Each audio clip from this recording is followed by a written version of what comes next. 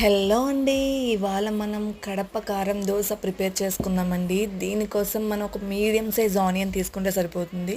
దానిలో 4 వెల్లుల్లి రెబ్బలు, హాఫ్ టీ స్పూన్ జీలకర్ర, 2 టేబుల్ స్పూన్ కారం, నానబెట్టిన చింతపండు, అలాగే టేస్ట్కి సరిపడగా సాల్ట్, ఇవన్నీ వేసుకొని ఫైన్ పేస్ట్లా ఆడుకోవాలండి. చూసారు కదా, ఈ కన్సిస్టెన్సీలో ఉండాలి తప్పకుండా. నెక్స్ట్ మనం దోశ బ్యాటర్ని రెడీగా పెట్టుకుందాం. చూసారు కదా మన ఉల్లికారం ఎంత బాగుందో. నెక్స్ట్ ఒక నీట్గా ఒక ప్లెయిన్ దోశ వేసుకోవాలండి. ఆనియన్స్ అవి ఏమి వేయకూడదు, ప్లెయిన్ దోశ వేసుకోవాలి. దానిపైన మనం ప్రిపేర్ చేసుకున్న ఉల్లికారం వేసుకొని అప్లై చేసుకోవాలి. దోశ మొత్తానికి అప్లై అయ్యేలా అప్లై చేసుకోవాలి.